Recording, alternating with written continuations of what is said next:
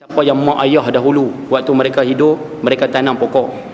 Bila mereka meninggal dunia, tanah tu mereka wariskan pada kita. Paraid dapat kat kita. Nak minta tolong sungguh-sungguh. Kalau tak buat apa dekat tanah tu, jangan tebang pokok tu. Jangan kerak pokok tu. Tengoklah. Bila kita kerak pokok tersebut, pahala dia putus pada mak bapak kita dalam kubur. Habis tu nak buat apa? Biar pokok tu. Walaupun kita tak memanfaatkan buah di situ, buah durian, buah rambutan tak makan sah, tupai makan. Mak ayah kita dapat pahala. Aku nak minta satu ya.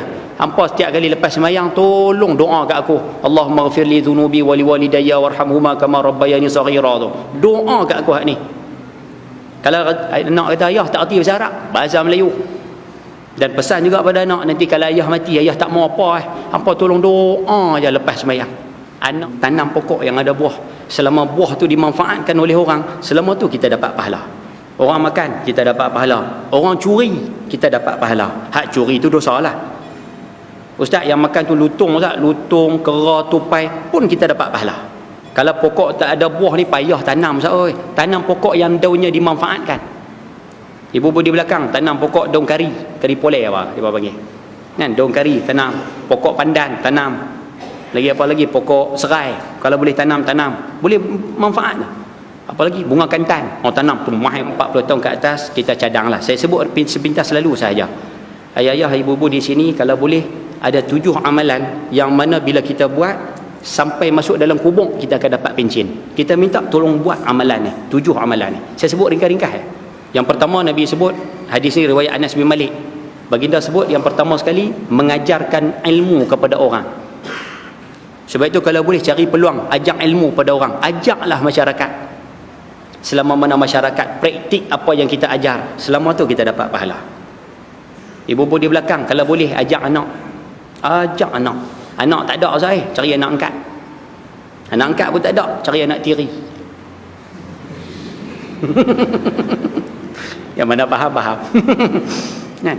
Ayah-ayah di sini kalau rasa boleh mengajak anak, ajak. Siapa di sini jadi cikgu sekolah, alhamdulillah, berapa puluh ribu anak murid dia. Tu semua saham dia bila dia mati nanti. Cuma nak minta jangan merungut dia. Satu. Yang kedua, Nabi sebut memperdalamkan sungai. Memperdalamkan sungai. Hari ni tak ada dah kerja perdalam sungai ni, JPS punya kerja. Maksud di sini, ayah-ayah di depan rumah ada parit. Parit tu pecah habis, Ustaz. Dia punya dinding, beam apa semua tu pecah, Ustaz. Ayah-ayah bawa keluar duit sikit, repair balik parit tu, parit tu bagi jadi elok. Bukan banyak pun, RM100 beli simen apa bubuh sikit. Jadi parit tersebut ayak lalu elok ya. Ayak daripada rumah jiran pun lalu elok ya. Selama mana parit itu dimanfaatkan, selama tu ayah-ayah ibu-ibu dapat pahala.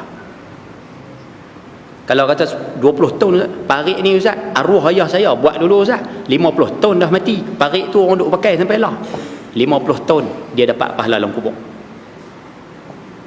Tak apa nak faham Ustaz, cuba bayang satu sudah. Di gurun Padang Lumat Bukit Besar apa tu, kan ada satu terusan. Apa nama terusan tu? Wamak Saman. Berapa ramai masyarakat dia duduk di gurun Bukit Besar Padang Lumat tu, semua ambil manfaat daripada air terusan tersebut untuk mengairi sawah padi mereka. Cuba bayang tengok berapa banyak pahala kalau yang buat tu Wamak Saman, berapa banyak pahala Wamak Saman tu dapat. Lepas tu kita minta benda macam ni rebut. Nombor 3 Nabi sebut menggali telaga. Maksud hadis ini menyediakan sumber bekalan air. Sumber bekalan air. Masjid umum kata nak, saya sesuaikan dengan keadaan semasa hari ni. Masjid umum nak beli water cooler, ayah-ayah bagi 100. Wakaf RM100. RM100 tu water cooler tersebut dibeli dipakai 70 tahun. 70 tahun kita dapat pahala pencen. Faham bahasa tu? Masjid umum tuan-tuan, kami nak perbuat pelebaran tandas. Ni paik-paik kepala paik ni orang curi habis, kami nak tukar bubuh hak jenis permanent terus. Kira pulas pun tak boleh dah. Ayah-ayah bagi duit sikit. Jadi bila kita bagi duit, orang beli paik hak kekal terus tu. Orang buka paik, orang manfaatkan, kita tetap dapat pahala walaupun kita dah meninggal dunia. Lepas tu kita minta benda macam ni rebut. 3. Nombor 4, bangunkan masjid. Yang ni saya tak mau ulas. Membangunkan masjid, mana-mana masjid minta sumbangan bagi. Yang kelima, mewakafkan Quran. Yang keenam, menyuruh anak mendoakan kita. Balik bagi tahu pada anak, saya minta malam ni ayah kalau boleh balik bagi tahu pada anak, aku ni tak mau apa daripada harta hampa ni. Tu bahasa kita nak minta maaf. Aku tak apa, hampa tak bagi duit kat aku pun tak apa, hampa tak bagi aku kereta besar pun tak apa, aku tak bagi rumah besar pun tak apa. Aku nak minta satu ya. Hampa setiap kali lepas sembahyang tolong doa kat aku. Allahumma ghfir li dhunubi wa li walidayya warhamhuma kama rabbayani saghira tu. Doa kat aku hak ni. Kalau anak kata ayah tak erti bahasa Arab, bahasa Melayu. Dan pesan juga pada anak, nanti kalau ayah mati, ayah tak mau apa hampa tolong doa je lepas sembahyang. Anak kita doa lepas sembahyang, kita meninggal dunia 30 tahun anak doa, 30 tahun kita dapat pahala pencen. Tu kalau anak seorang. Kalau anak 10. Sebab itu ayah-ayah yang ada jadi cikgu di sini, yang duk terlibat dengan anak murid sekolah rendah, sekolah menengah dan sebagainya. Sebab tu kalau boleh tolong bagi tahu pada anak murid, hampa kalau ni hampa doalah sama kat ustaz nah, hampa doalah sama kat cikgu nah, hampa sembahyang nanti mintalah cikgu, doalah untuk cikgu sama, minta sajalah. Bila anak murid buat, kita dapat. Sebab tu malam ni ayah-ayah kalau doa, ibu-ibu kalau doa kat saya sekali nah. Abang saya siap.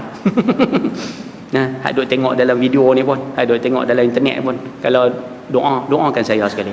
Doa sajalah, minta. Boleh ke no? 6. Yang terakhir, Nabi sebut gharasa nakhlan. Amalan yang akan bawa kita dapat pahala pencen, tanam pokok kurma. Maksud hadis ini, tanam pokok yang berbuah. Sebab itu kalau boleh ayah-ayah di sini tanam pokok yang ada buah. Selama buah tu dimanfaatkan oleh orang, selama tu kita dapat pahala. Orang makan, kita dapat pahala. Orang curi, kita dapat pahala. Hak curi tu dosa lah.